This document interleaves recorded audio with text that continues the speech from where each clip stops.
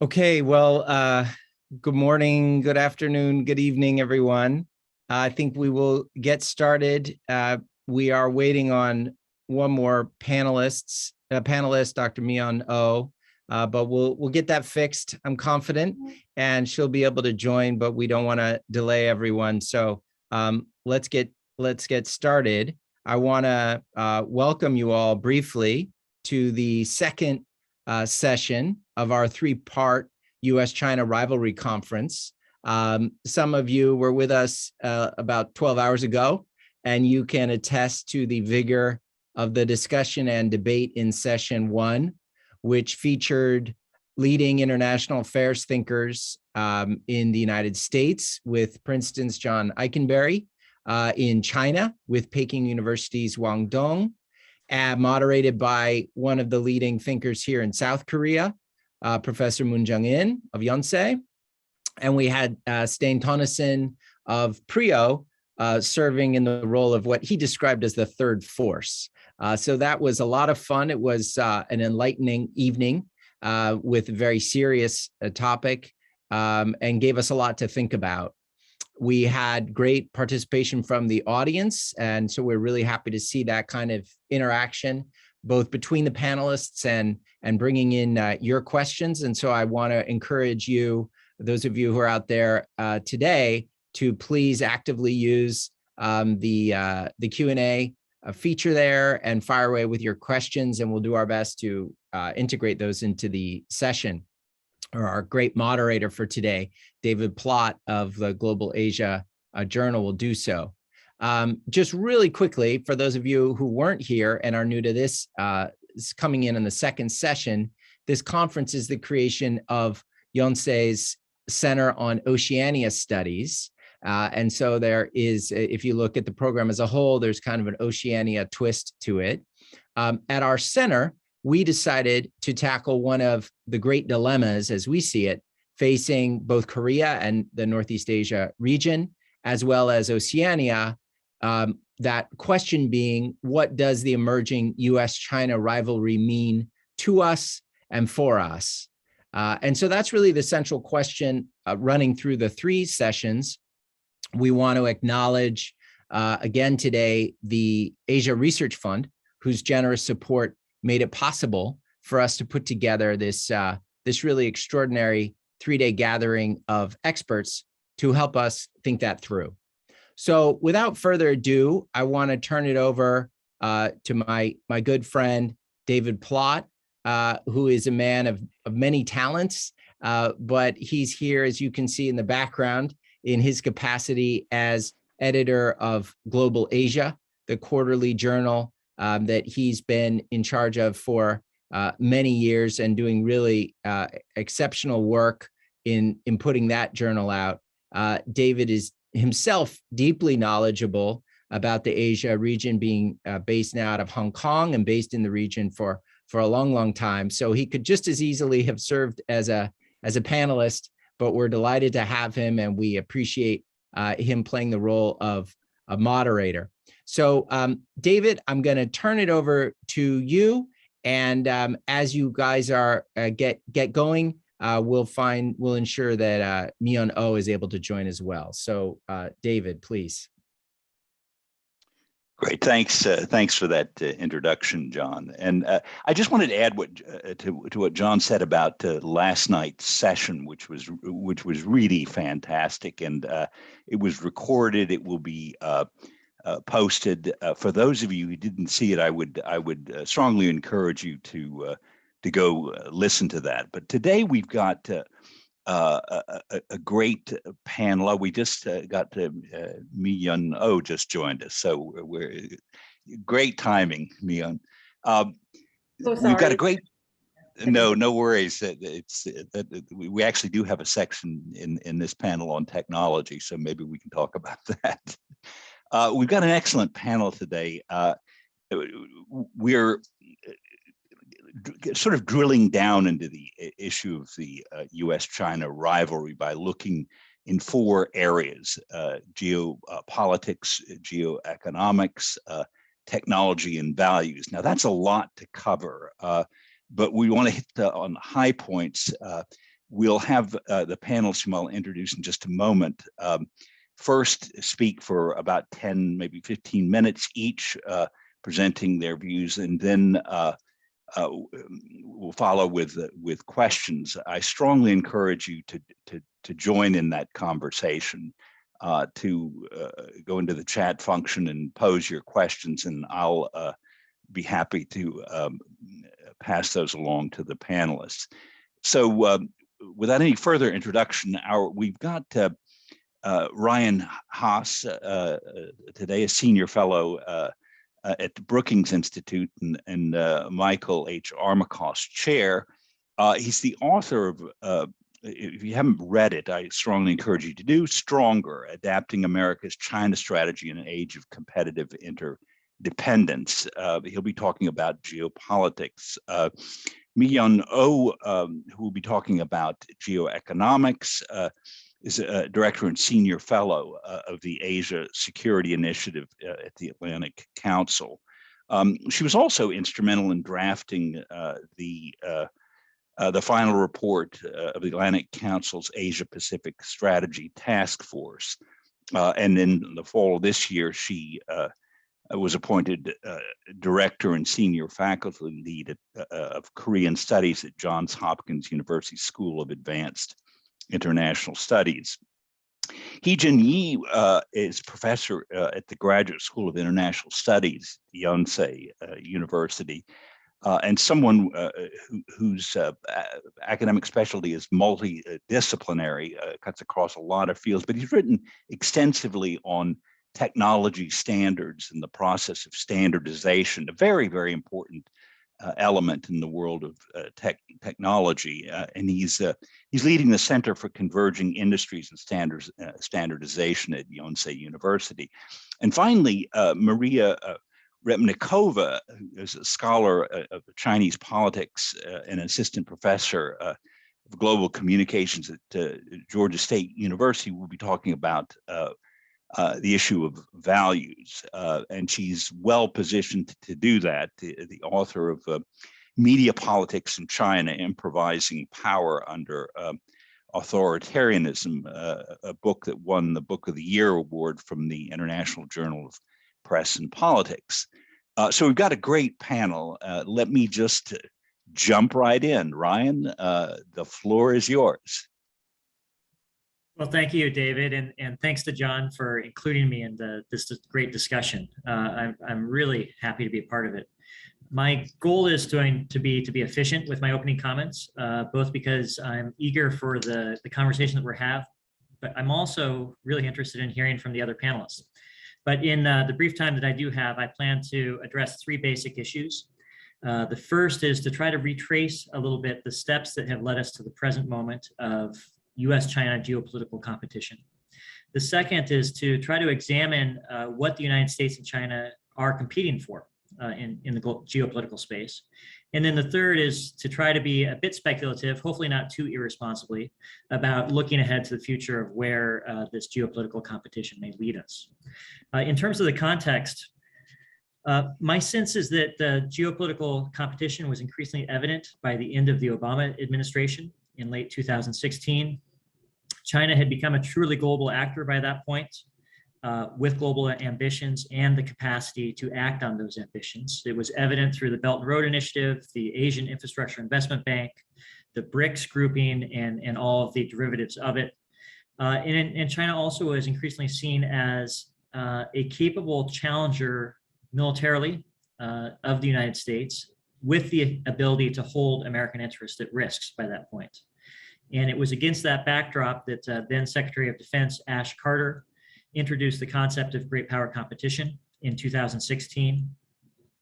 But the intensification of geopolitical tensions during that period were obscured a bit by three factors. The first was that there was a pretty dense architecture of US-China diplomatic engagements during that period. There were over 100 ongoing diplomatic dialogues between Washington and Beijing, which meant that on about every third day, there was a dialogue of some sort between the United States and China. And this provided ample opportunities for both sides to register their concerns privately and to clarify the intentions of the other's actions without feeling the need to publicly condemn the other's behavior, or to resort to military signaling as a means of registering their disapproval with the other side's behavior. Related to that, I think the geopolitical tension at the time was obscured a bit by the fact that there were pretty concerted efforts during that period to try to manage zero-sum areas of tension. There were efforts to establish rules of behavior for how our militaries would operate when they encountered each other at sea and in the air. There were protocols for dealing with cyber incidents that were developed. There was a civil-military strategic security dialogue, and among other things, that was used to deal with these really sensitive issues at the core of competition in ways that did not spill out often into the public domain. And at the same time, there also were visible efforts by both sides to try to find opportunities to work together to address global challenges, whether it was responding together to the global financial crisis in 2008, 2009, jointly standing at the front lines of the response to Ebola, or in the run-up to the Paris Climate Agreement, where both sides adopted the mantra that if they led together, the world would follow. So that sort of those three factors obscured what was a intensifying geopolitical contest. The geopolitical tensions are obscured no longer. In the intervening period, I think that the Trump administration pursued a rather ideological approach of seeking to try to oppose efforts by China to normalize and gain recognition of its governance and social system. They tried to blunt efforts by China to advance major global initiatives, whether it was the Belt and Road Initiative or Huawei's efforts to build out 5G infrastructure around the world. And at the same time, China's actions provided a lot of tailwind and justification for what the Trump administration was advocating. It's worth bearing in mind during the past 5 years that there was increasing efforts within China to suppress dissent. Hong Kong's one country, two systems is one country, one system more and more by the day. Events in Xinjiang have taken a tragic turn. The South China Sea has gained increased tension as China has very directly challenged and threatened other claimants. Blood has been spilled at the China-India border for the first time in multiple decades. Hostage diplomacy was undertaken with Canada. Australia was the source of Chinese pressure. Intensification of actions related to Taiwan. Term limits were removed. And wolf warrior diplomacy became a common feature for understanding China's diplomatic practices around the world. So this was the situation that the Biden administration inherited. And it is now, rather cliche to refer to a new or emerging Cold War between the United States and China. I don't subscribe to that view. I think that it conceals more than it clarifies, but it is, I think we have to acknowledge, a pretty common way that many people talk about the nature of U.S.-China geopolitical competition today. And that also, has gained justification, that thought has gained justification by the sense of triumphalism that is evident in much of China's rhetoric today about the rise of the East and the decline of the West, and time and momentum being on China's side. So I think that when the Biden administration entered office in January of this year, they reached a judgment that they were unlikely to see any significant moderation in Chinese behavior that would justify a moderation in America's approach to China. And at the same time, I think the Biden administration also recognized the risks of continuing to barrel down a path toward deepening enmity. They thought that doing so would alienate partners and allies who we wanted to bring closer to us, but also would just fundamentally inhibit potential for any type of cooperation between the United States and China on shared challenges. So seeing little room for progress in improving U.S.-China relations, but not wanting to do lasting damage, I think the Biden administration has focused instead on trying to concentrate more on addressing its own domestic challenges and rebuilding in Asia what they refer to as a favorable balance of power to try to influence the environment into which China will rise.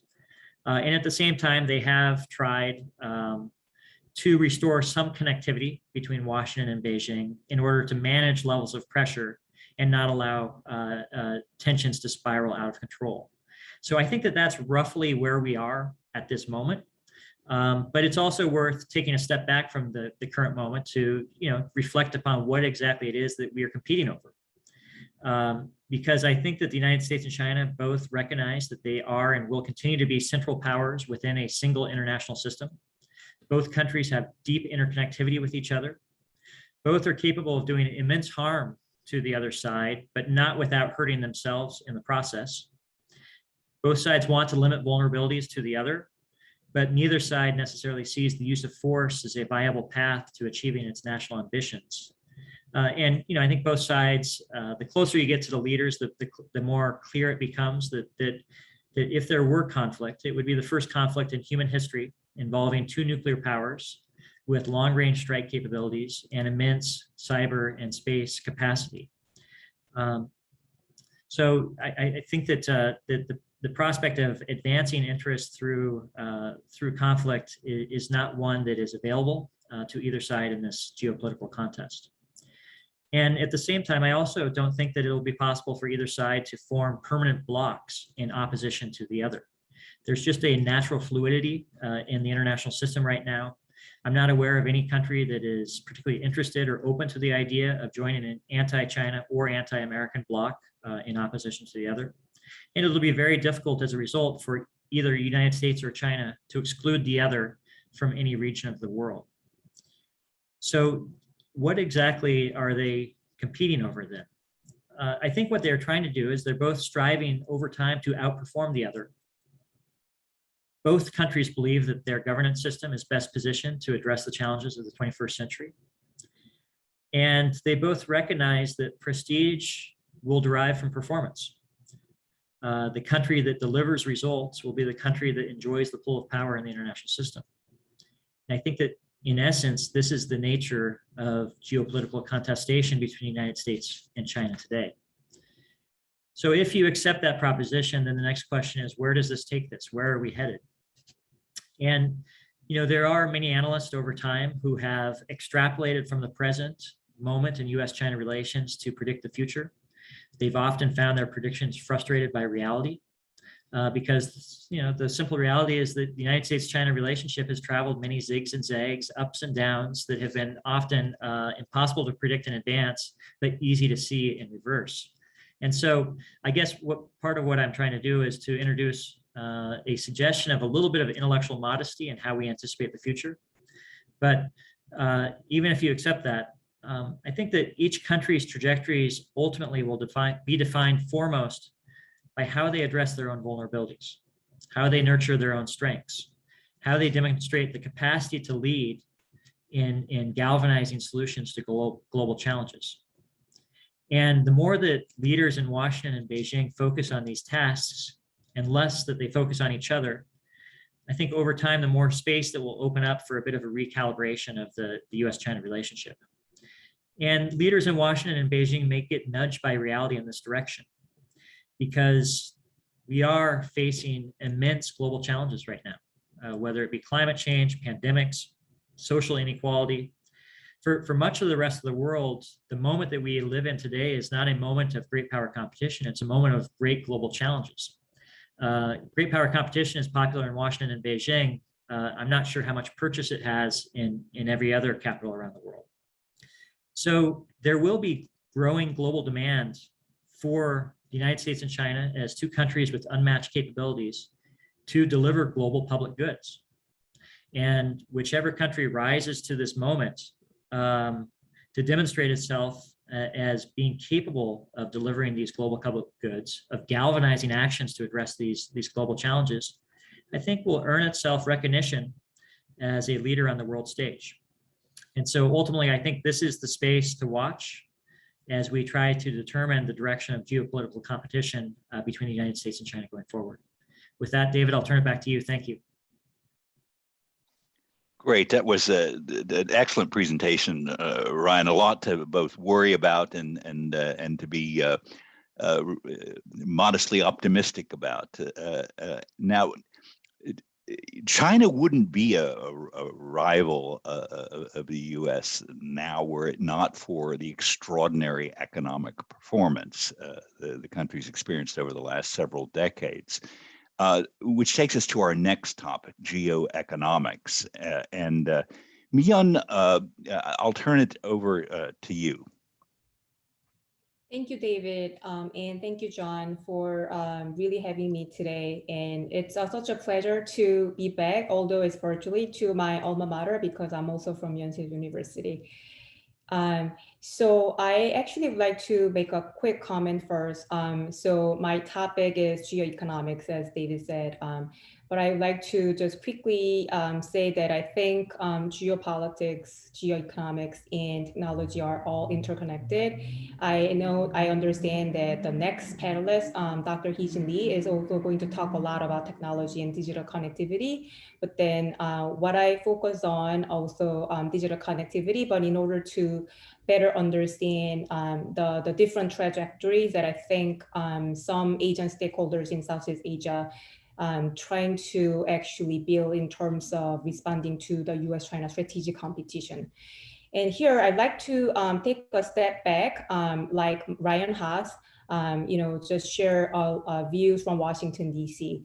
So I run the Asia program at the Atlantic Council. And for my daily job, I interact with a lot of Asian stakeholders. And then the more I do, I really, learn, and it is really striking to know that there's a widening gap between Washington Asian stakeholders in terms of approaching or understanding US-China policy, which means that I think I'd like to share a couple of key questions. So do Asian countries, especially China's neighboring countries, do they consider the rise of China as a major threat, or do they a major threat to their national security? Or are they considering US-China rivalry or the strategic competition or tensions, whatever we call it, as a major threat? I think there are important differences in terms of how you look at the major factor. Either it's the rise of China or the US-China strategic competition or tensions. And I think it is fair to say that from Washington, it views the rise of China as a major threat to US national security, whereas there are some countries in the Asia Pacific or Indo-Pacific that tend to view the US-China increasing tensions as a major threat to their national security goals. And understanding this gap, I think, has important policy implications because each country shapes and makes decisions for foreign policy and other important policy decision-making depending on how and what it views as a major national security calculations. And it is important to understand that the Biden administration's approach to China might depend on a different set of assumptions concerning national security calculations, as I said, and that Asian countries might have different approaches to China as their national security calculations are different from those of the United States. So identifying those major areas that Asian countries might have different approaches to China will help bridge the gap between Washington in Asia, others in the Asia Pacific, in terms of their different policy responses to intensifying US-China competition.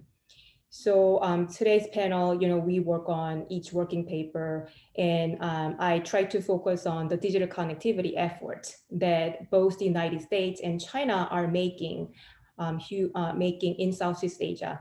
The reason why I look at Southeast Asia is a region of strategic import. It's getting increasingly strategic importance to the United States and China. It is an engine of the world economic growth facing increasing Chinese political and economic influence. As rapid industrialization, urbanization, and digitalization continue to transform the region, the United States is striving to strengthen its partnerships, working with its allies and partners, such as Australia, Japan, South Korea, by accelerating and expanding existing engagement efforts. I'd like to share two assumptions first with regard to US-China relations. First, I think the US characterization of its relationship with China has probably fundamentally shifted from strategic partner to strategic competitor. The Biden administration identifies China as the only competitor potentially capable of combining its economic, diplomatic, military, and technological power to mount the sustained challenge to a stable and open international system. This is a quote from its interim national security strategic guidance. And second, I would like to talk about selected or targeted decoupling. I think the two economies will likely decouple mainly in the selected areas of advanced and emerging technologies, as each country seeks to be self-sufficient or at least not depend on each other in terms of technologies critical to national security. And having said that, I try to focus on selecting two countries, Indonesia and Vietnam, to show the effort that China and the United States have been making to enhance digital connectivity in Southeast Asia. And the recent trends show that the two countries are likely taking different trajectories in responding to the US-China rivalry. So taking a look at Indonesia. Indonesia has been more receptive to Chinese investment. I know that Maria also covers some of the issues. So I would love to hear your thought too later. So Indonesia has been more receptive Chinese investment, which is why some experts argue that China views Indonesia as an anchor for its economic, digital, and political pathway to enhance its influence over Southeast Asia. I think it's a topic of debate. But I think it's important to highlight that Chinese effort in Indonesia focus on bolstering educational partnership, investing in Indonesia's AI startups, and advancing bilateral cybersecurity cooperation with Indonesian government. And I have a lot of lists to share, which I would be happy to share later. But then, for instance, the Indonesian government signed an MOU with China on internet security standards. In contrast, the United States has largely taken a private sector-driven approach in terms of investment in Indonesia's AI capabilities, particularly through existing educational exchange programs and venture capital-driven investment. But in contrast, Vietnam, I think Vietnam appears on a different trajectory from Indonesia, from its recent trend of try to build and working with the United States and its allies and partners. So not just with the United States, bringing in investment, but then also like South Korea and Germany, many other Western countries, and also US allies in the Asia Pacific. So it is still true that Chinese, it has very, very large economic, China has a large economic presence in Vietnam. It is true, but in companies like Tencent, Alibaba, the presence is big, but Vietnam's government and people are much more suspicious of Chinese intentions across the region, and not to mention the historical tensions between the two countries. The public poll shows that only 25% of Vietnamese respondents believe that China has exerted a positive impact on their country, whereas the number goes up to 85% from the United States, according to the latest Vietnam Asian Barometer Survey, ABS data. As noted from the recent activities on digital connectivity, Vietnam is showing the trend of seeking cooperation with the United States and allies and partners in terms of infrastructure development, and also trying to benefit from US-China rivalry in the areas such as supply chains, as Vietnam can be a substitute country for China to diversify global supply chains of technology-related industries. So basically realignment, Vietnam would like to play a bigger role in terms of realignment of global supply chains. So to make a brief, just concluding remarks, how countries are differently responding to the US-China competition has important policy implications for the US policymakers. Secretary Blinken articulated in his first speech at the State Department. He said that, quote, the United States The US relationship with China will be competitive when it should be, collaborative when it can be, and adversarial when it must be. The common denominator is the need to engage China from a position of strength, quote. So as we have seen from the Quad, AUKUS, and upcoming Summit for Democracy, the United States is trying to form different types of informal framework of multilateral cooperation to manage the rise of China through a coordinated response with like-minded countries. So the Biden administration aims to achieve the end state, which I think would be coexistence of the two economies in a single internet system, like Ryan said, through maintaining its relationship with China differently depending on the issues. And I like to just quickly add that. So right now, we're basically, we're under the changing geopolitical and economic architecture. The landscape is transforming like enormously. So in order to better engage with its like-minded countries, United States also has to seek different and targeted approaches, not just depending on these different issue areas, but depending on different countries. So I'll stop here and looking forward to hearing from others too. Thank you. That's great. Thanks so much, Miyeon. I can't wait to jump into the discussions later on. I want to get through the other, but that was a very instructive example, picking two countries and looking at how this rivalry plays out in those countries.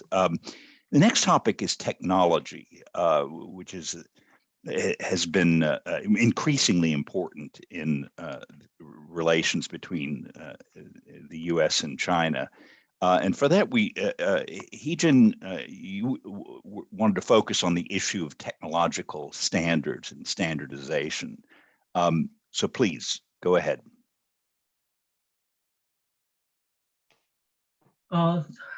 Thank you. I'm Heejin Lee from Yonsei University. Thank you, John and David, for inviting me to this interesting seminar. As David said, I was asked to talk about technology, but I focus on technical standard, particularly from the digital technology standard point of view. Actually, I have followed China's standardization effort since early 2000 for about 20 years now. It has reached now the point where it becomes a really topical issue, even at the geopolitical level, as I'm going to say today. And actually, I have prepared a slide for the talk because I made a similar presentation in American Political Science Association, which took place early this month. Let me show. It's not activated, John. Okay, we'll try please to get that allow me to away. share. Yeah, we'll get that fixed 1 second. Okay, try again. Okay.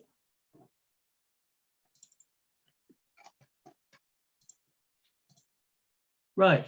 So, focusing on digital technology standards. This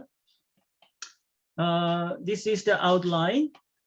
And the US-China rivalry in technology became overt in the dispute over 5G and Huawei dispute.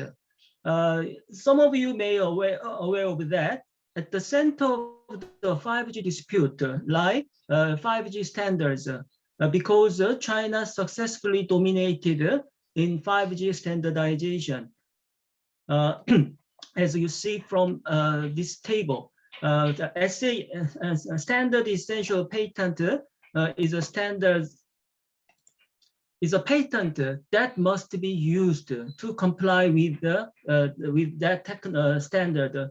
That means to use that standard, you cannot avoid using that patent, right?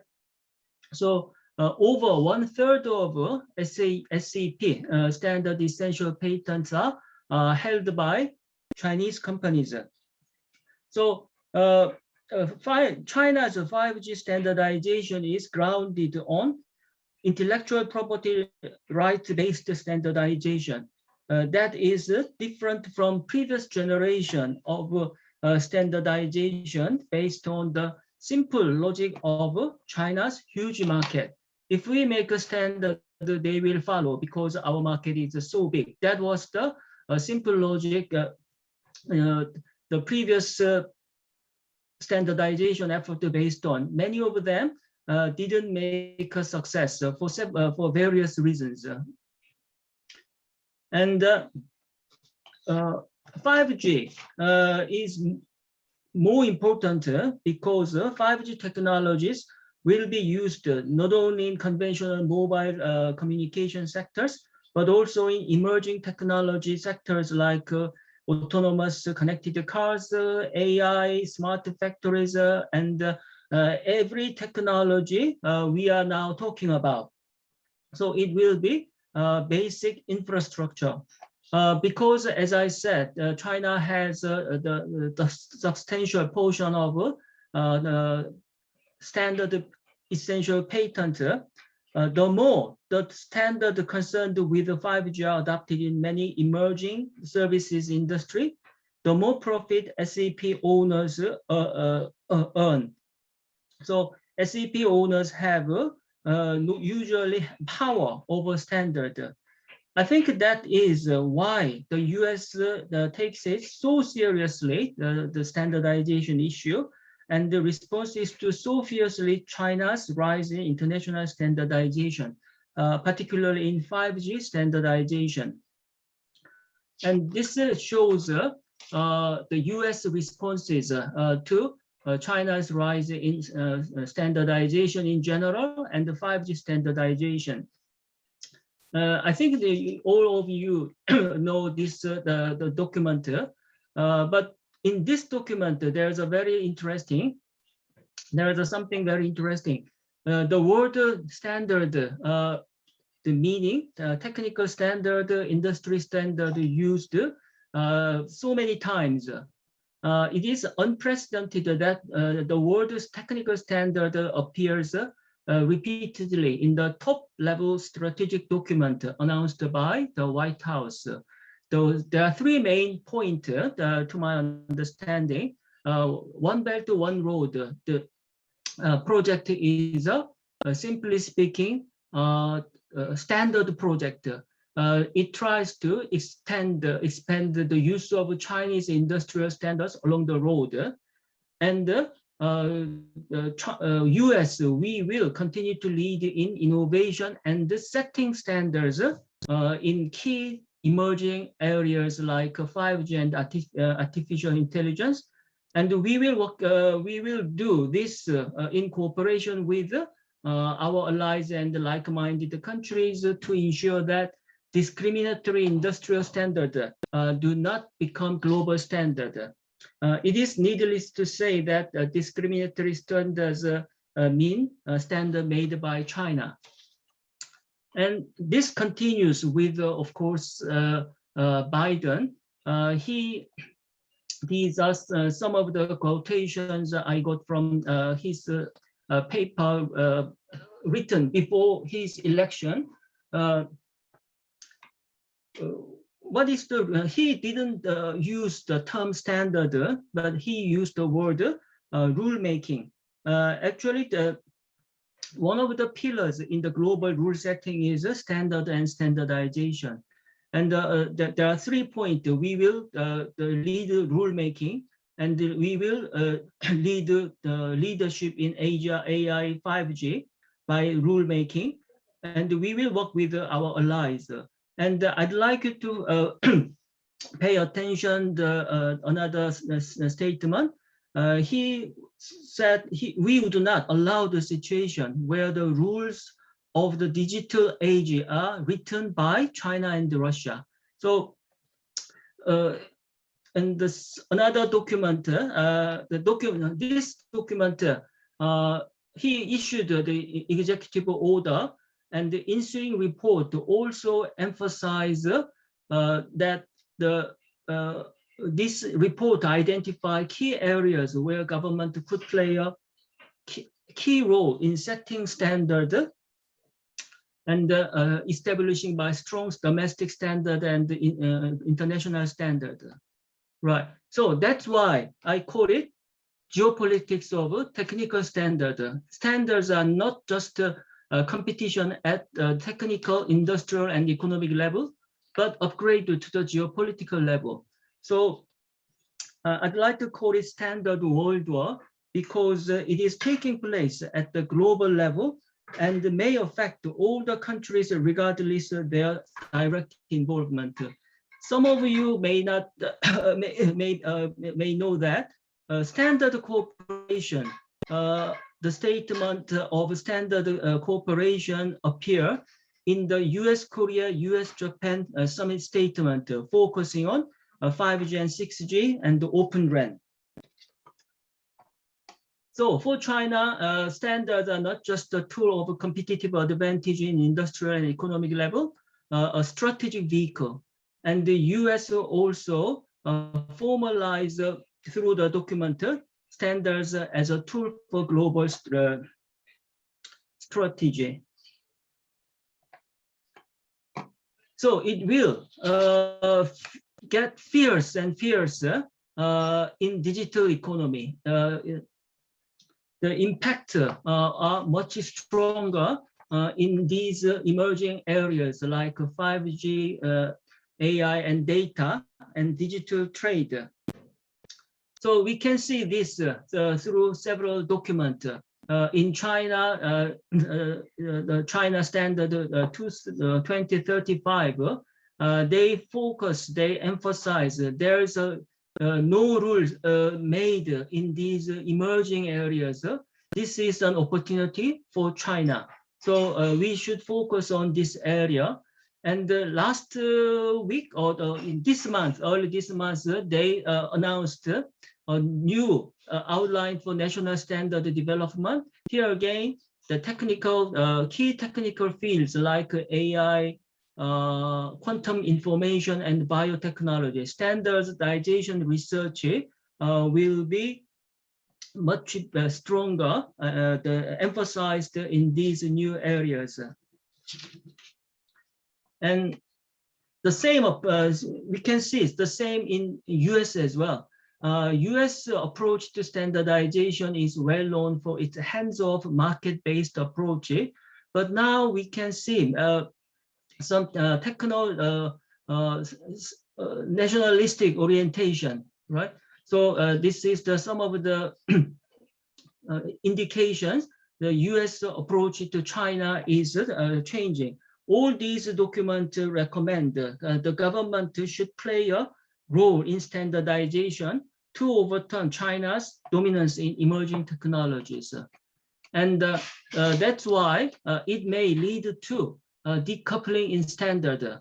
We often mention decoupling in global supply chains. In a recent the report, decoupling is extended to include these 4 dimensions. So standardization, standards are highly politicized nowadays. So conflict between US and China over standard may lead to decoupling in standardization, international standardization. It gives a real difficulty to firms working in the global economy. That means they may have to manage 2 separate production lines, which are governed, regulated by 2 independent standard systems. That is a real headache for the global economy. And nowadays, even the possibility of separating the internet into so-called splinter net. So that's why decoupling of international standardization is not just an event or unfolding of a little chance. So we have yet to see whether such a scenario will unfold, but this is the situation which should be avoided for a sound global economy, I think. That's what I have prepared for today. Thank you very much. Great, thanks. Thanks so much. I look forward to getting a number of questions for you later in the discussion section. But a very important topic, and one that doesn't get a lot of attention in the broader media coverage of U.S.-China rivalry, but certainly in the technology area, it's absolutely critical. And now we turn to the question of values, one of the fiery venues of U.S.-China rivalry, and one that we're not likely to escape in the coming years. Maria, the floor is yours for this topic that I think engages all of us. Yeah, well, good evening, good morning. It's a real pleasure and honor to be part of this panel. I thank John for inviting me. It's really wonderful to learn so much about Asia Pacific region, and my work in the past 3 years has focused on Chinese soft power globally. I have a book coming out dealing with Chinese practices of soft power and discourses coming out this November, but I'm also writing about Chinese soft power in Africa empirically. So I've spent a lot of time doing field research there. And it was really fascinating to kind of expand and think about some of these features and characteristics I've been discovering in Africa, also in the Asia Pacific context. So my remarks focus on this less perceptible, in some ways, domain of US-China competition. It's obviously very fiery, but also in some ways kind of more subtle, in some ways more dramatic, depending on how you look at it. So I'm going to explain and examine how the two nations promote their image, as well as how these efforts play out on the ground. What kind of receptions are we likely to see? What implications these approaches yield on the ground? And I argue that competition for values between the US and China in Asia Pacific and globally cannot be characterized by the popular trope of the new Cold War, which I agree here with Ryan, this rhetoric is in some ways obscures more than it reveals, as he said, but it also the binary logic of democracy versus autocracy, this kind of idea of positioning us in the ideological competition, I think is also not quite helping us to explain the actual competition for values on the ground. Instead, I argue that this competition takes a more subtle, more ambiguous form, with China and the US embodying different practices of soft power at large. Ideational versus pragmatic. The United States continues to center its foreign policy in ideals of liberal democracy, while China emphasizes material aspects, including economic empowerment and shared prosperity as part of its foreign engagements. So I continue to introduce these distinctions in more detail, as well as the implications that they hold. So starting with the United States, we see a resurgence of democracy-centered foreign policy under Biden, including through elite-level diplomacy, kind of alliance building, as well as through routine public diplomacy programming on the ground. So in terms of elite-level outreach, the Biden administration has endorsed, quote, the idea of rebuilding the muscle of democratic alliances that have atrophied over the past few years of neglect, referring here, of course, to President Trump. In the context of Asia Pacific, this ambition is illustrated well in the recent Quad Leaders Summit that brought together the core democratic powers in the region to the White House, Australia, India, and Japan. And during that meeting, these four powers, including the US, also proclaimed the importance of democracy, democratic values, protecting, defending, and expanding democracy in Asia. Other than aligning with existing democracies, the Biden administration has also engaged with governments with more questionable democratic records, such as the Philippines, in an effort to promote democratic revival. So we see in the upcoming Summit for Democracy, Philippines is also invited alongside with South Korea and Japan and many other countries across the globe. The more routine or public-oriented US diplomatic outreach to Asia, also we can kind of witness through this routine outreach some manifestation of this democratic renewal, with particular emphasis on diversity and inclusivity as part of kind of the core American fabric, whether it's political or societal fabric. This is communicated especially effectively, I would argue, through targeted messaging about heroic immigrants and members of minority groups who represent a quote, desired embodiment of a dual identity. They're multicultural citizens, but they're serving the United States. This month, for instance, the month of October, the US Embassy in the Philippines has publicized the Filipino-American History Month by showcasing a proud Filipino-American Navy counselor. And the US Embassy in India has recently publicized the accomplishments of Sirisha Bandla, the first Indian-American engineer to fly into space. By highlighting these figures, the message conveyed is that of America as an inspiration and a propeller of their talents, but also of America's natural affinity with Asian countries through the presence of diasporic communities. So in contrast to this ideational approach that centers on presenting the United States as an archetype and as a global promoter and defender of democracy, China positions itself as a gateway to material empowerment and prosperity. This is done through depictions of China as a benevolent power, facilitating regional economic development, as well as an inspiration of economic and technological success for other countries in Asia Pacific. The language of development and prosperity is invoked in high-level addresses about neighborhood diplomacy, as well as the recent China-ASEAN ministerial meeting, when China's Foreign Minister Wang Yi emphasized pandemic cooperation, as well as joint work on achieving economic recovery and sustainable development, amongst many other areas. But we see in this meeting that political values, so kind of ideals, are obscured in favor of economic projects and economic cooperation. We don't quite see this kind of ideological talk taking place during those summits. And the practical agenda items are also combined with proclamations about material assistance to ASEAN countries, especially when it comes to pandemic relief. This message of China's generosity is also widely disseminated to local publics through social media channels. Posts about China's vaccine donations are flooded all over Twitter and Facebook accounts of Chinese embassies. While the US diplomatic effort has also recently turned to the alleviation of COVID-19 in the region, China has by far exceeded the US in total number of vaccine exports. As of August 2021, the Chinese government has provided 190 million doses of vaccine to ASEAN countries, in contrast to 23 million doses distributed by the US. So quite a big gap there, despite the fact that the US keeps trying to promote its increasing involvement in this domain, also through social media and public diplomacy. Other than through quote gifting, China also promotes this narrative of empowerment by positioning itself as an inspiration when it comes to its economic success story. Regional trade fairs, for instance, often accompany major diplomatic summits when it comes to Asia Pacific, but also Africa and many other parts of the world. You see this kind of economic domain very much taking place in parallel with political and diplomatic exchanges. And these trade fairs, which I've attended, they often showcase China's technological innovation, which goes back, I think, to the previous themes of this panel about tech being really at the heart of this competition, and soft power as well, where the trade fairs showcase China's e-commerce, smart city, 5G technologies, and many other innovative projects across China to participants from around the world, in a way to show off what it has accomplished, but also what it can export, what it can share, sell, train, and so forth. Chinese embassy accounts, if you look at them closely, also primarily tell the story of China's economic success, and the party state or Chinese Communist Party positioned as the kind of the propeller of the success, but less so the focus again on ideology, socialism, communism, and so forth. The Twitter account of the Chinese embassy in the Philippines, for instance, promotes everything from China's fast economic growth to regional accomplishments, such as Heilongjiang's province recent quote best harvesting season. So never heard about this before, tracking this Twitter account.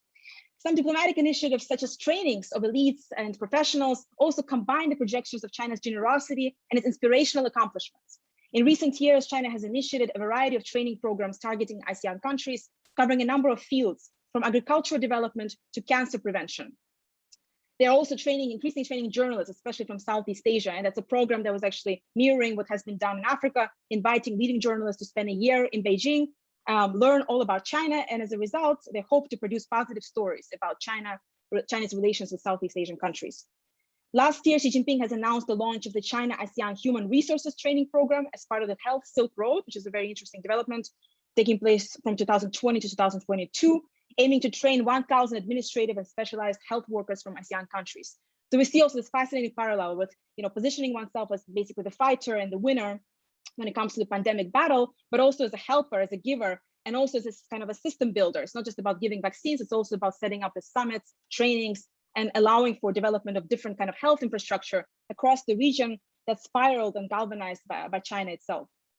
This ideational versus pragmatic orientations in US-China competition for values in Asia-Pacific, I would argue, reflect larger distinctions in the interpretation and implementation of soft power by the US and China. In the US context, soft power is understood as devoid of material and coercive inducements. So if we look back at Joseph Nye's term, we really see that soft power is about promotion of ideals as well as culture and foreign policy. However, if we look at Chinese discourse about soft power, their understanding is much more flexible, more fluid, more inclusive of different elements beyond just culture, values, and foreign policy promotion. Specifically, they often combine material dimensions, including promotion of its economic success story and delivery of economic assistance into the larger project of China's image building. So I think there's really some fundamental differences in how the two countries see and understand their soft power. And of course, one could easily argue that what China is doing is not soft power, but I would suggest that we have to pay attention to the interpretations and debates taking place in China itself, rather than kind of directly judge or apply our own concepts onto China. So in assessing the implications of these distinct approaches in image promotion, it's important to revert, I think, from calling winners or losers, or to treat soft power as a zero-sum game. Instead, we should recognize that both powers face their own challenges in selling their visions to the region. So in terms of the challenges, I think the US faces two sets of challenges. Number one, it's the frictions between democracy-centered diplomacy and the need for strategic alliances with non-democratic powers or less democratic powers in Asia. When it comes to engagement with more authoritarian regimes, for instance, recent high-level visits by US officials to Singapore, Vietnam, and the Philippines indicate a fragile compromise between democracy promotion and co-optation of non-democratic powers in a larger anti-China agenda. So how the US balances between these different agendas, I think is going to be really critical in terms of its democracy promotion vision that it projects to the region. Number two, I think there are limitations of democracy promotion as an ideal in the absence of practical inducements. There are stark differences, for instance, in the scale of US spending on security versus democratic capacity building in the region.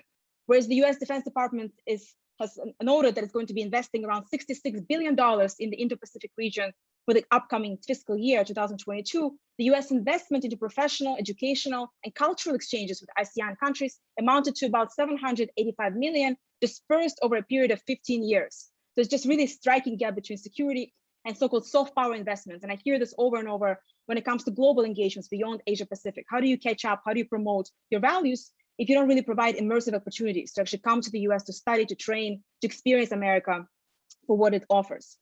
So while the exact comparisons are difficult to estimate when it comes to competing on this front with China, I would argue that it's increasingly likely that students, professionals, and officials from ASEAN countries will have more ease or access in participating in exchanges with China than with the United States in the future. In the context of Africa, for instance, China is already the #1 training and education opportunity. So it's really, really striking, I think, when China is emerging as this kind of educational superpower, and this number of students is rising exponentially over time from all over the world, including Asia Pacific. The Chinese government also, although faces its own challenges. #1 challenge, I think, is that of reconciling its image as a promoter of shared prosperity with that of an increasingly more aggressive power in Asia. So those two visions really seem to be in conflict. Over the course of the past year alone, China has engaged in various conflicts, whether it's conflicts with India in the border region, economic pressure on Australia, it's conducted a number of air incursions near Taiwan, and many other, of course, issues that fall into the geopolitical strategic arena. And when it comes to the language of diplomacy as well, of course, Ryan mentioned wolf warrior diplomacy that's become much more prominent globally, including the Asia Pacific region, but also the diplomatic language of kind of militaristic language of defensive rhetoric and so forth that is supposed to be catering towards Chinese domestic publics is also, I think, traveling now more towards global audiences. So there's kind of this conflict between China positioning itself as this really military power, very much defensive jargon, as opposed to a soft jargon and language about diplomacy, cooperation, and development. And I found quite a few statements actually by some Chinese scholars themselves critiquing this kind of situation and suggesting that it's really not conducive to China's image promotion. Another challenge that China is facing is that this pragmatic approach to soft power, which really relies on material kind of gifting, giving, provisions of opportunities, also invites more public scrutiny from the public itself, from society, about what it's actually offering. China's large-scale exports of vaccines to Southeast Asia, for instance, were welcomed by governments, but less so by the public, that remained very skeptical of the quality and efficacy of China-made vaccines. So this kind of really is, I think, striking contradiction here between the scale of engagement and the quality of engagement. I think that speaks to all domains of China's soft power involvement, from education to vaccines and many other areas, the media content as well. It would take public opinion polls as an indicator of the success of soft power by China and the US. Several surveys, including a recent ICS poll by Yusof Ishak Institute and a recent Pew Public Opinion poll as well, suggest that there is kind of a preference for partnership with the US in the ASEAN region. And the persisting popularity of democracy in Asia Pacific that Ryan has written about is also a hopeful sign in favor of the US. At the same time, it's apparent that an alignment with either major power is not seen as preferable by leaders and publics in Asia Pacific. Even the closest allies to the US, like Australia and Singapore, have cautioned against great power rivalry and having to pick sides. It is plausible to at once embrace democratic promotion assistance or to deploy the language of democratic solidarity to gauge American support, as well as to continue to receive China's economic assistance and investments. After all, the same Ishak Institute poll mentioned earlier, if you dig deeper into that study, you notice that despite the favorability of the US, China is seen as having provided the most help to the region during the pandemic. So we can see the subtle appreciation of China in that very same poll that's been quoted by journalists as very much kind of in favor of the United States, of the image of the United States. So these contradictory opinions can really, I think, sustain themselves over a long term. And this active engagement and negotiation with both China and the US is also present in other contexts around the world, including Africa, another important feature of great power rivalry. Ethiopian officials that I've repeatedly interviewed over the years shared with me that they don't aspire to copying either China or the United States. Ethiopian youth and elites admire some facets of the US democracy, but still readily accept China's offerings, especially when it comes to education. It is better to see China than to see nothing. shared one of my interviewees who works for a major news outlet in Ethiopia. I imagine if I were to do field work in many various countries in Asia Pacific, I would encounter similar opinions, similar attempts to negotiate between these two sides, from the micro scale of a student to the macro scale of a government. I think we would see very similar dynamics playing out, but of course playing out differently depending on the country we're looking at. So the competition for values between China and the US will persist, of course, but these visions are likely to be seen as complementary rather than oppositional by receiving publics in Asia Pacific and beyond. It is how these nations integrate the American and Chinese offerings that will be the driving challenge for the years to come. Thank you.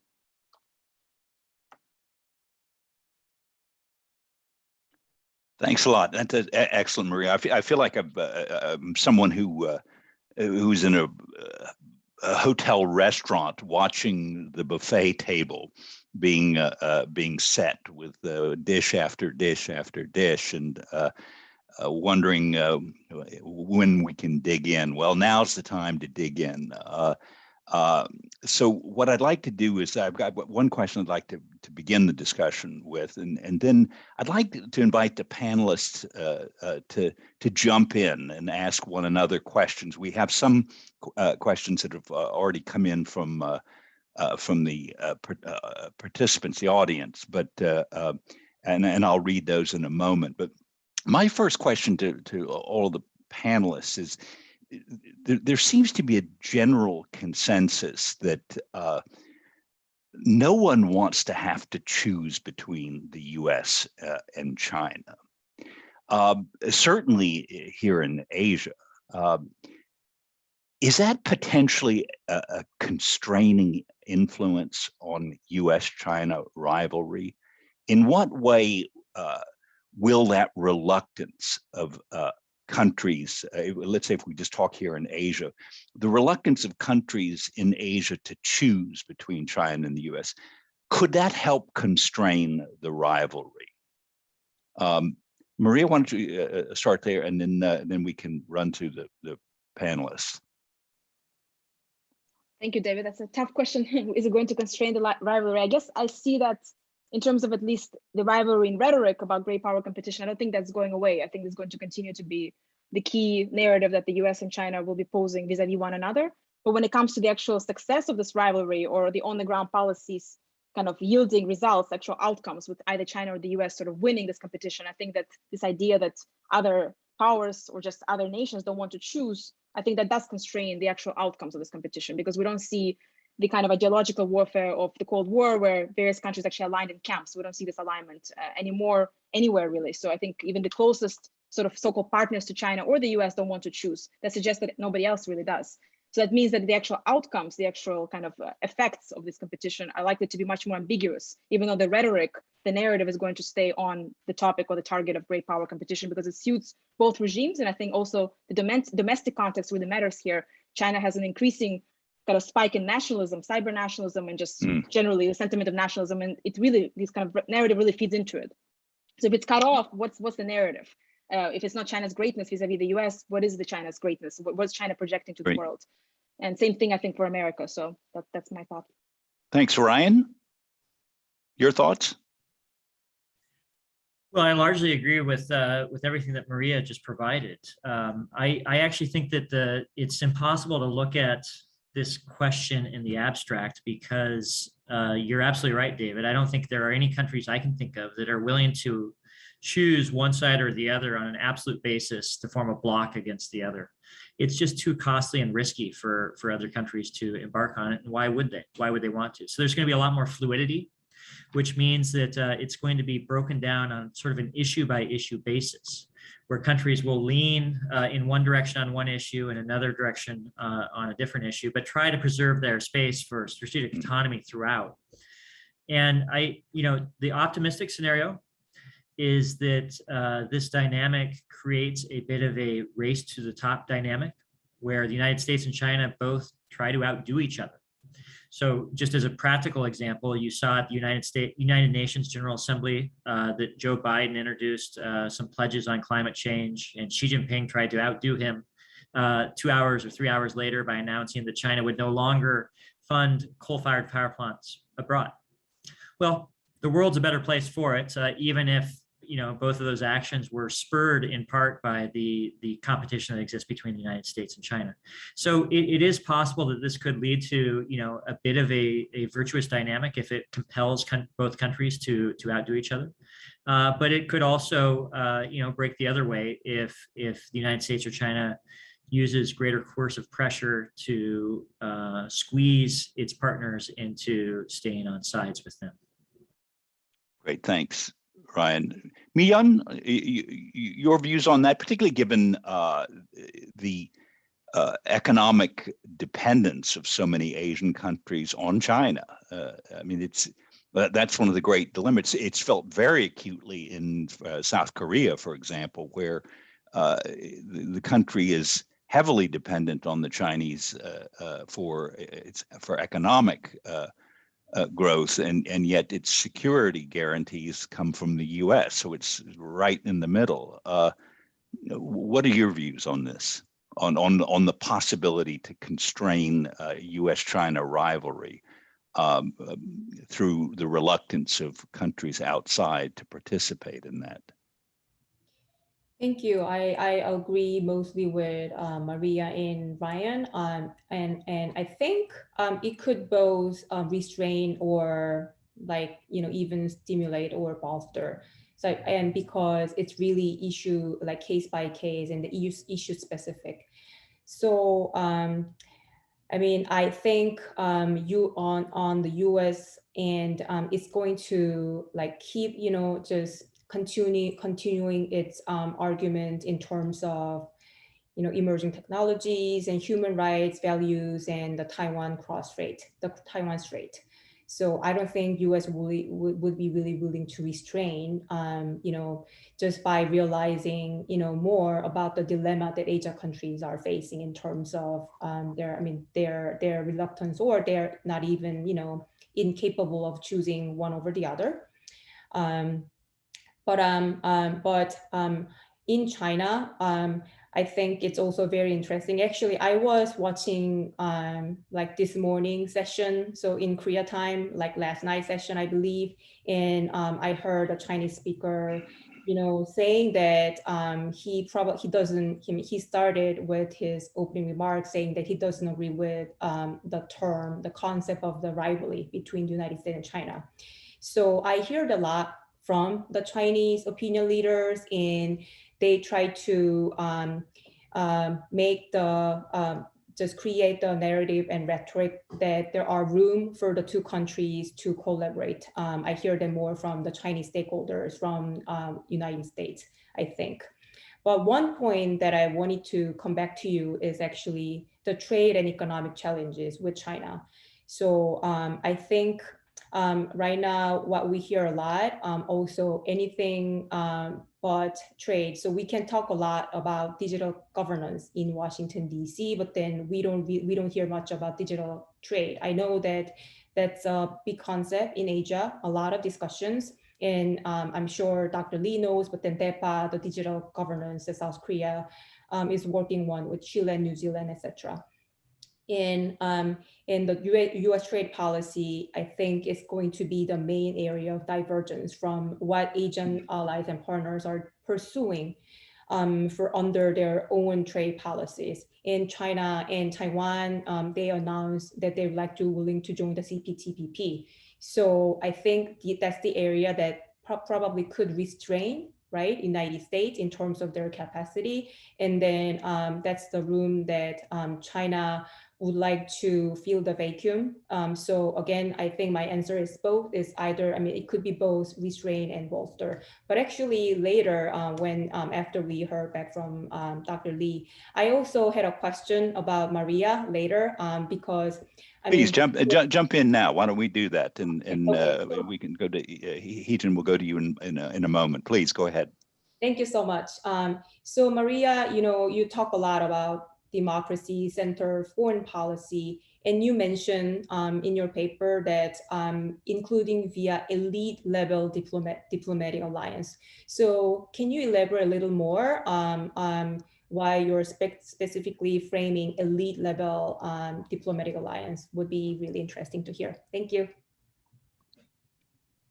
Should I respond now? Or? Yes, go ahead, Maria. Okay. Yes. Yeah, thank you so much, Miyeon, for the question. And I really enjoyed learning so much from you about the tech and the economic side of this relationship. What I meant by the elite level alliances, I was actually trying to highlight that there are different layers of diplomacy, right? From kind of summits and building relations with top leaders versus kind of public outreach. So I think we can think of diplomacy in so many different facets. So I tend to focus a little bit more on the public outreach in my actual research, but so many of the symbolic gestures and statements that have been made so far in the Biden administration, we're focusing on the elite level. So I think inviting this leading democracies you mentioned in your remarks as well to Washington to kind of highlight that we're in it together. We have this effort to combine forces, but also we have something in common. There's some kind of a value-based system of forming these alliances. Of course, Biden has made similar remarks about Europe as well. How well it's going to work or how likely are those countries to really stick to those values? I think that's much more maybe controversial, questionable, especially when it comes to actually applying sanctions against other authoritarian regimes or really doing something proactively as opposed to just signaling, virtue signaling about democracy building. So, but I do think that there's kind of a step that's been taken by President Biden to highlight that there's some kind of connectivity or something that brings countries together that's really focused on democracy as the common denominator, as a key force. And that's obviously very different from President Trump and maybe even different from the previous administrations as well. So I think it's interesting to see how it plays out on the practical level beyond just the summits and symbols. But thank you for asking that. Thank you. Heejin, let me just jump in on your topic of standardization. Whether the U.S. dominates technical standards or China does, a lot depends on whether those standards are abused or not.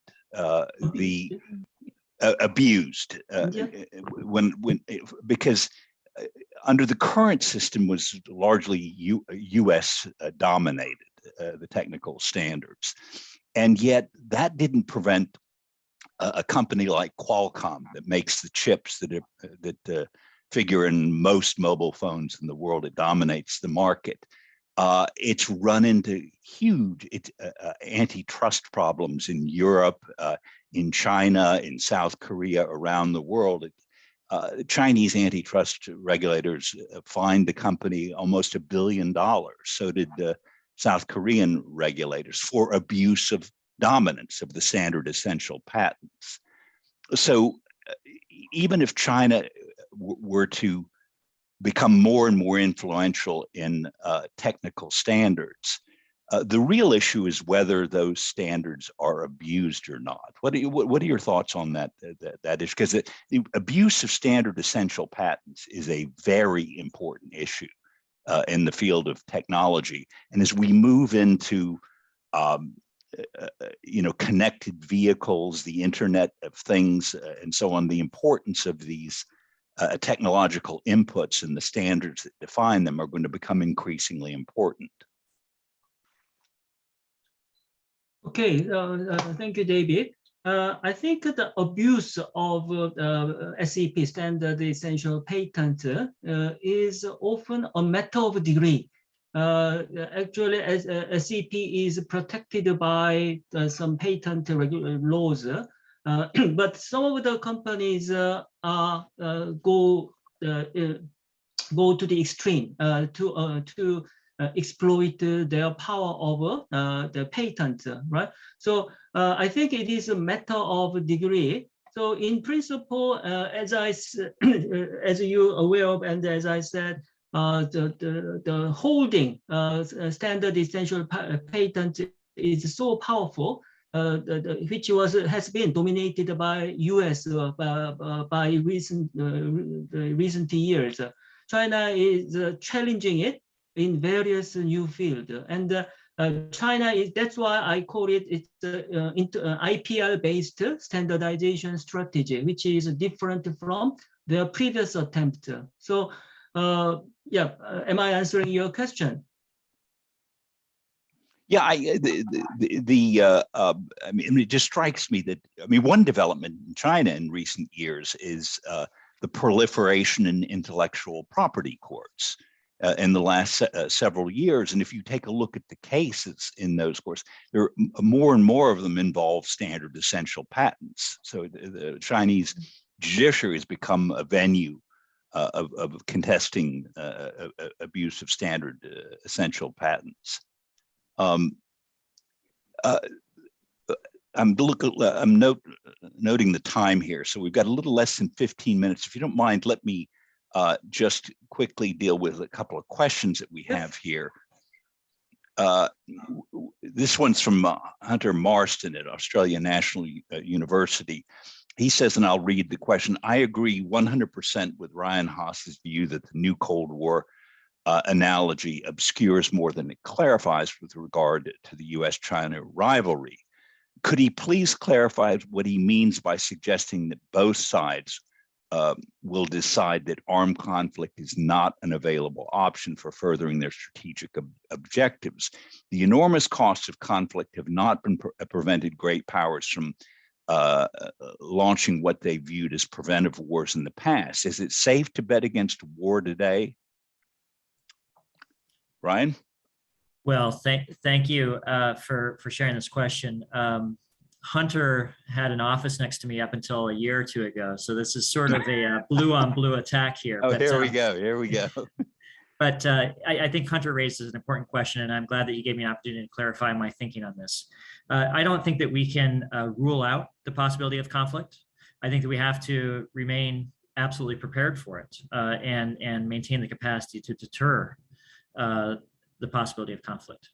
So I certainly am not a peacenik who thinks that we should just fold the Department of Defense and all live in harmony. But the point that I'm trying to make is that it's not the plan for either side to achieve their national ambitions by invading or attacking the other. There really is not, I struggle to imagine how one side would win in a conflict with the other. Both sides recognize that that it would be very hard to control escalation in a conflict scenario. It would be extraordinarily hard to control the geographic scope of a conflict. There's no scenario I can think of in which a shooting war between the United States and China remain localized to one small part of the geography. So if we were to find ourselves in conflict, heaven forbid, it would be a tragic scenario that would set, I think, back both the United States and China for decades, if not longer, and have enormous destructive consequences for the global economy. I think the rest of the world would hold both of us in contempt for failing to manage the relationship effectively. And I guess that's what I'm trying to get at. That sort of the simplistic notions of we will through muscularity compel the capitulation of China to bend to our will just sort of ignores the fact that this is a dynamic relationship where both countries have the capacity to hold the other at harm. And I think it is worth bearing in mind that that there are no precedents for conflict between two countries that bear the resemblances to the United States and China today. Two nuclear powers with long-range strike capabilities and immense destructive capacity. So thank you for the question, Hunter. Conflict cannot be ruled out, but I am very confident it's not the plan for either side. Thanks. And one quick question from Ethan Jewell at NK News at NK Pro, and that is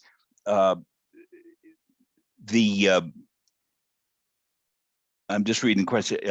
Last night, Span talked about the North Korea problem as an opportunity for active collaboration between the U.S. and China, rather than a source of inevitable conflict and tension. And as of today, Haas said that Biden is seeking to rebuild Asia in a quote favorable balance of power, end quote. How can Washington seek to rebalance East Asia this way without antagonizing China over the North Korea issue? Go ahead, Ryan. Sure. Well, I'll try to be very brief because I know that we have other ideas to bring in. I think that North Korea is a meeting place for the United States and China to have conversations. I'm not necessarily convinced that it is a beachhead for deep cooperation between the United States and China.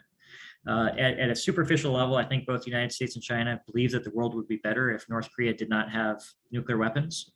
But I'm not sure that they share a common view on the types of steps that would be needed to deliver that outcome. So I think that talk is better than no talk in this scenario, but I'm not sure that deep cooperation will either be advanced or held hostage by the fact that the Biden administration is trying to create an environment around China's rise that influences China's choices. Great, thanks. Maria, I've got a message here from you that you've got a question for Miyeon and Ryan.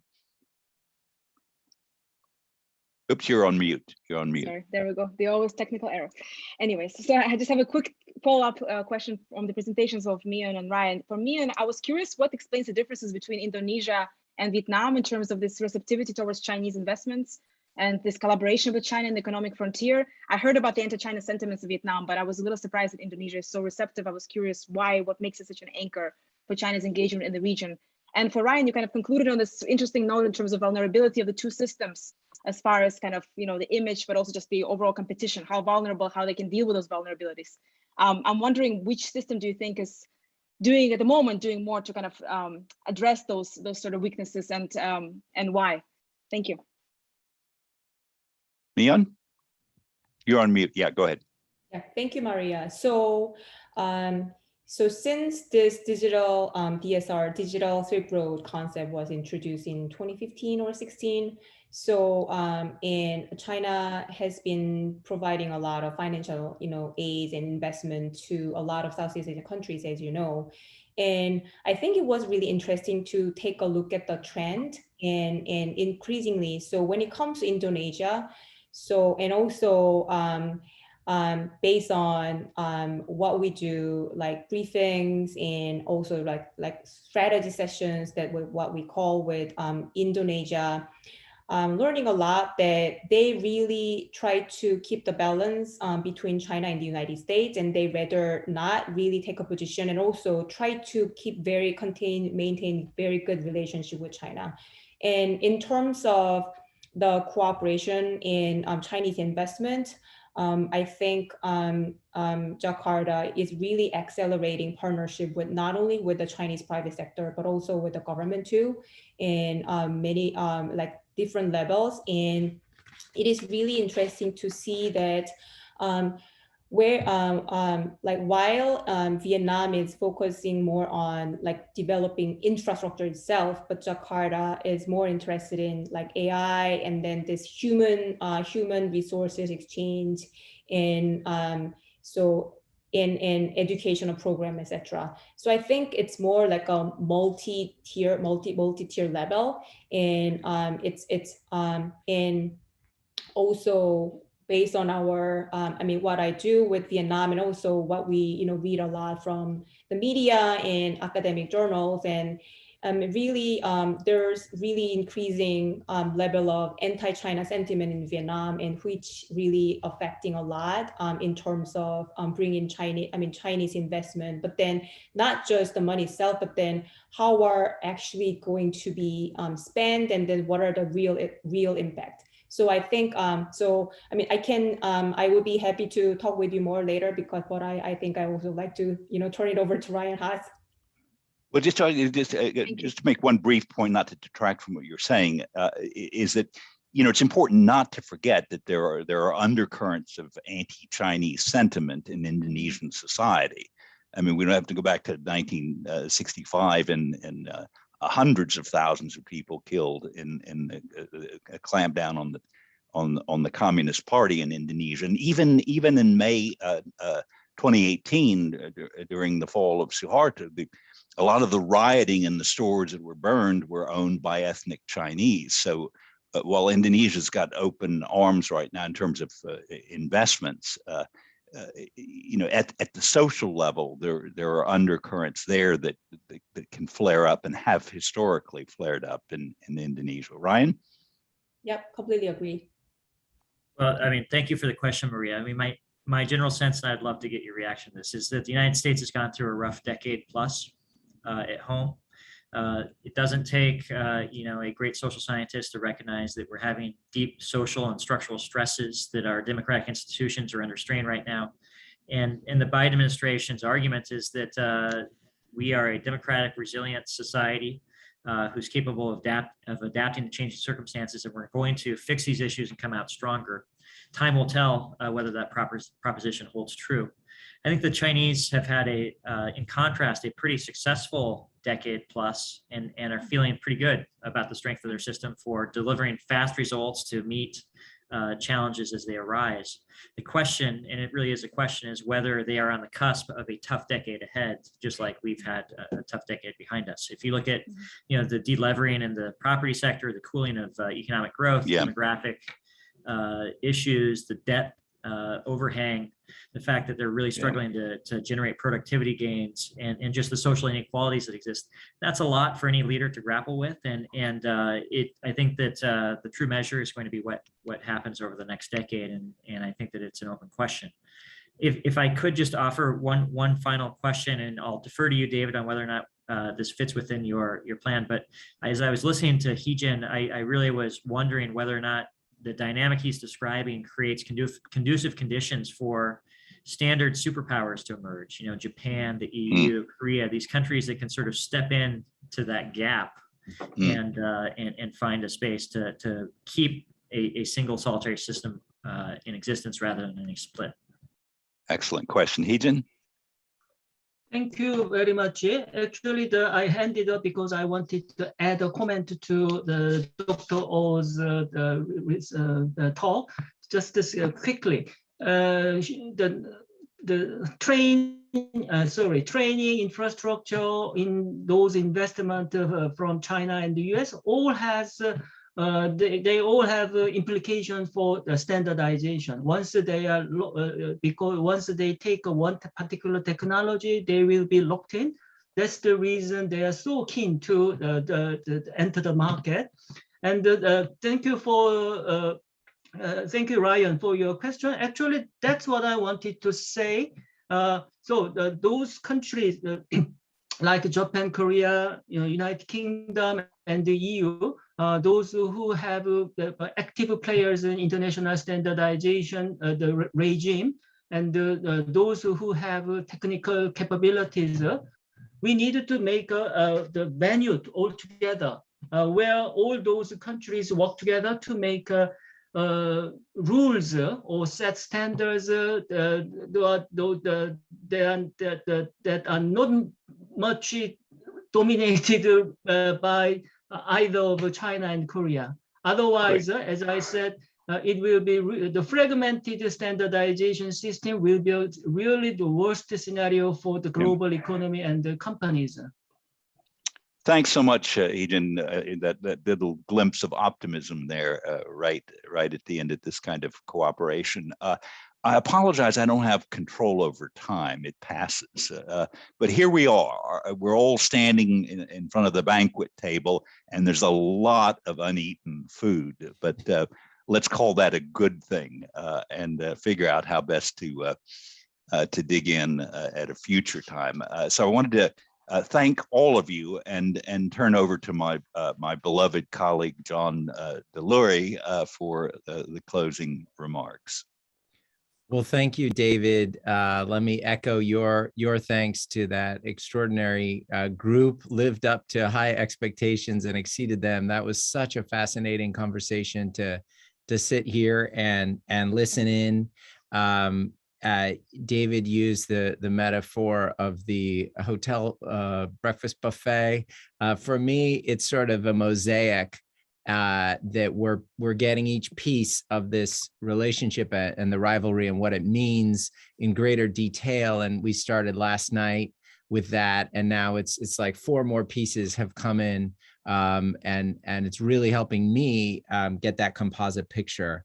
So, and of course, I want to thank you, David, to just keep mixing metaphors. This was a string quartet, and you were a brilliant conductor there, and really wove that conversation together so nicely. So thank you to everyone. Again, thank you to our funder, the Asia Research Fund. And I just want to remind you all that in 24 hours, session 3, we continue the conversation. It's the same link. It's very easy to find. And we have in that final grouping, another just tremendous team, another quartet.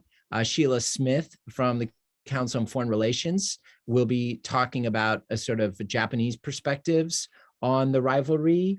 My good friend Kim Jun-hyung, one of the leading international affairs thinkers here in South Korea, is going to talk about the view from Seoul, from the Korean Peninsula. Iadi, who's based in Wellington at Victoria University in New Zealand. We're very excited to have giving us the perspective from Oceania and views across Oceania. And Huang Lei Tu, who is an expert on Southeast Asia and other issues, and is based in Canberra, and so knows the scene very well in Australia as well, from ASPI, the Australian Strategic Policy Institute. She's going to be joining us. So it's going to be a great conversation. And thank you again to our group today, and look forward to seeing you tomorrow or in 24 hours, wherever you are. So thanks, everyone. Thanks, everyone. Bye-bye. Bye.